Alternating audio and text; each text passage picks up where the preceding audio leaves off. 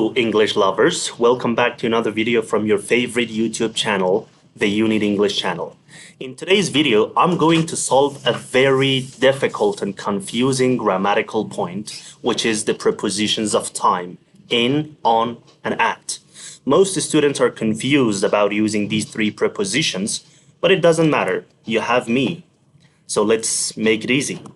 In today's video, you'll master time expressions with quick rules and real examples. So stay with me till the end of this video and let's master these three common prepositions of time. Let's dive in. Number one, we use in for months, years, and long periods of times. Like in January, in October. We use in for years, like in 2025, in 1987. We can also use in for decades and centuries, like in the 1990s or in the 21st century. We can also use in for long periods of time, like in the past, in the future, in summer. Number two, we use on for specific days and dates, like on Monday, on Fridays.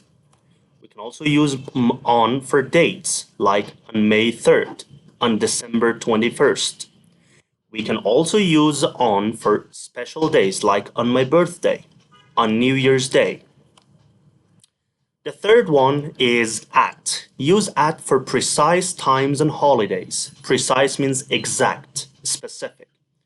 Like we can use at for clock times, at 3 o'clock, at midnight.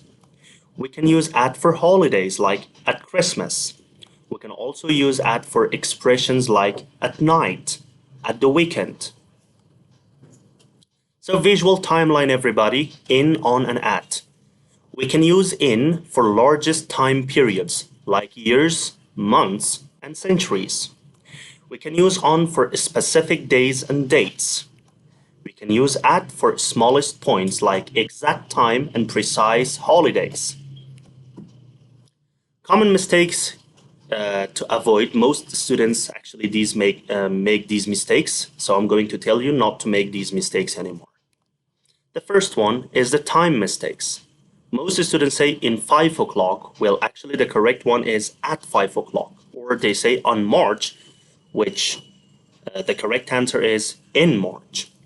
They usually make some confusion and errors with expressions, like they say in night. Well, the correct answer is at night. They say in next week, which is completely wrong, and you can say next week without using any prepositions. Practice the quiz, everybody. I will invite you to pause the video for 1 minute and choose in, on, or at. Number one, for July, do we use in, on, or at? Number two, for Tuesday afternoon, do we use in, on, or at? Number three, for 10:30 a.m., do we use in, on, or at?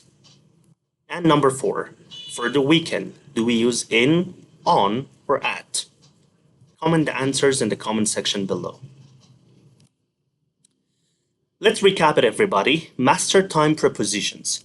We use in for long periods like months, years, and centuries. We use on for days and dates like specific days and exact dates. We use at for precise times, times like some holidays, special expressions.